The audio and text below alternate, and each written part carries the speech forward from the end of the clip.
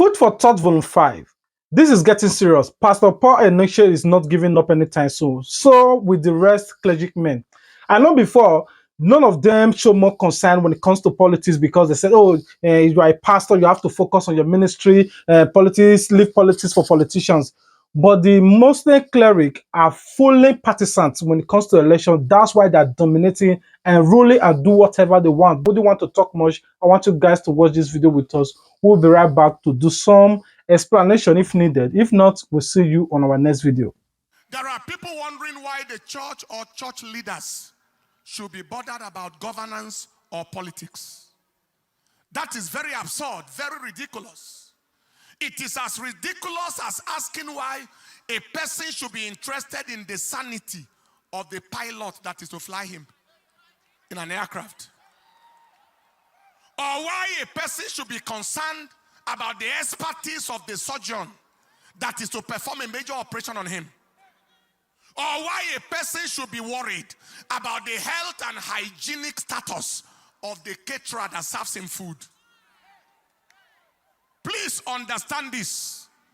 Anyone who is not concerned about those things that concern his existence is a concern himself.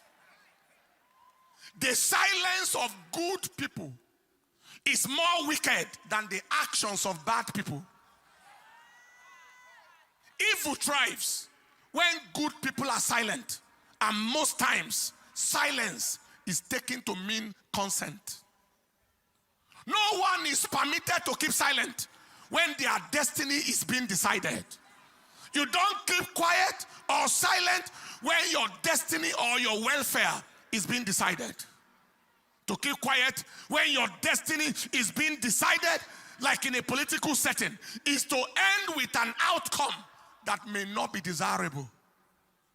Now, why should the church people, church leaders, and the society at large be interested in politics and governance? Why should we be interested in who heads the government?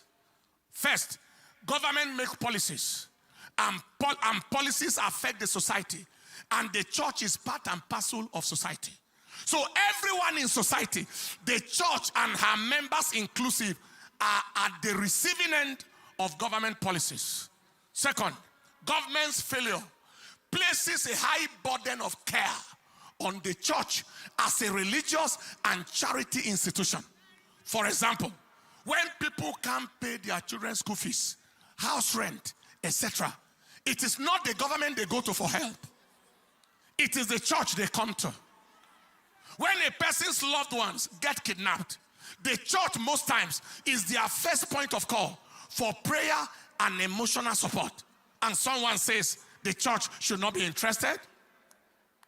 Government's inability, incapacity, and irresponsibility leading to insecurity of lives and properties of the citizens places a high burden of responsibility on the society at large, the church inclusive.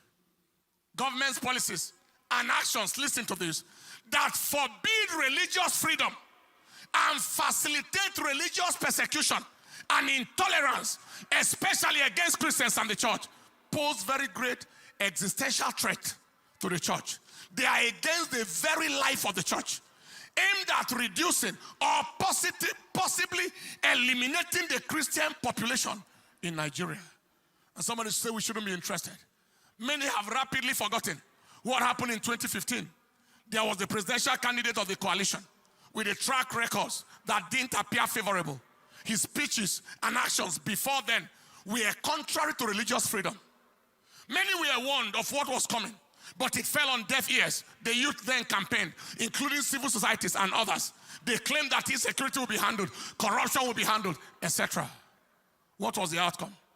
Escalation of religious intolerance and the persecution of the church went to another level.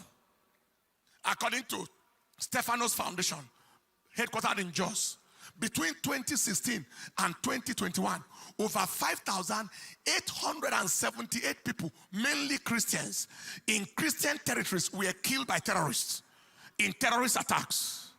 Between 2016 and 2021, over 10,715 people, mainly Christians in Christian territories again, were killed by herdsmen as against 3,041 killed between 2010 and 2015.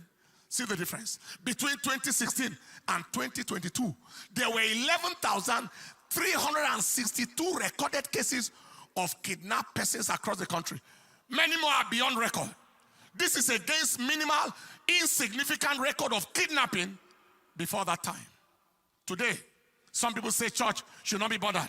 Presidential candidates, 2 of them are likely to further anti-church, anti-Christian, and in fact, anti-society agenda. One of the candidates is of the same ethnicity, religion, and region as the current leader, under whose watch the nation has experienced such level of unbelievable insecurity, mostly against the church and generally against all. The repetition of the same disaster is not hard to imagine, especially as this same candidate has not condemned any killing once by his people. He has not condemned it once. He has not visited anywhere once to condone with any people. He steps into power, he continues from where it has stopped. Chose a Muslim vice president, being a Muslim himself, despising, disregarding the plight and the value of the church in Nigeria.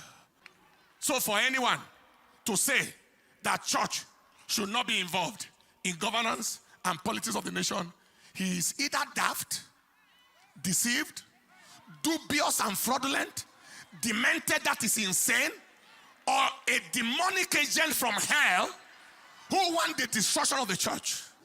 Brutal question.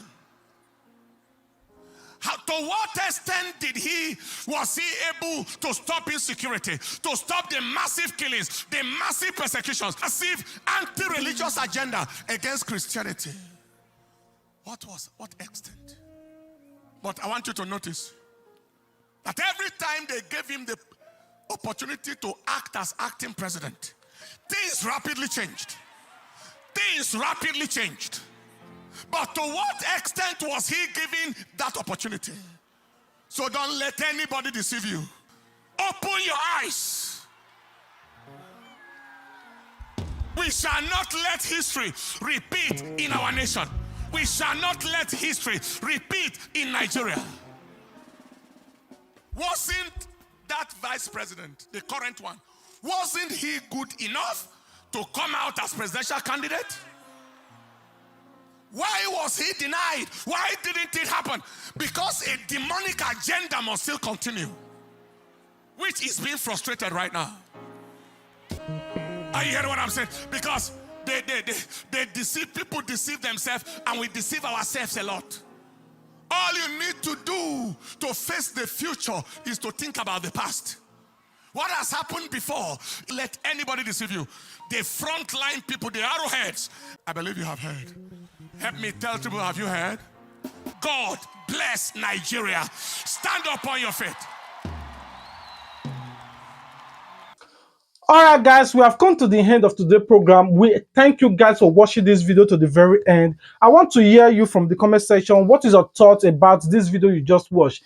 Well, if it is the first time of coming across our video, please take a moment of your time to subscribe, turn on the notification bell so that you'll be among the first person to be notified anytime we post a new video. For all our returning subscribers, may God continue to bless you for supporting the growth of this channel.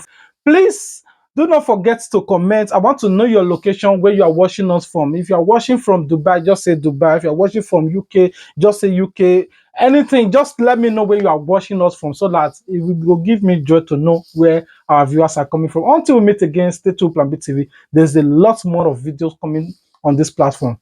Love you guys. Peace out. Don't forget to subscribe to get notified. And as you they share your support, now say God bless you too. Sense on the bed. Plan B TV, Plan B TV, Plan B TV. Oh, Plan B TV, Plan B TV, Plan B TV, Plan B TV.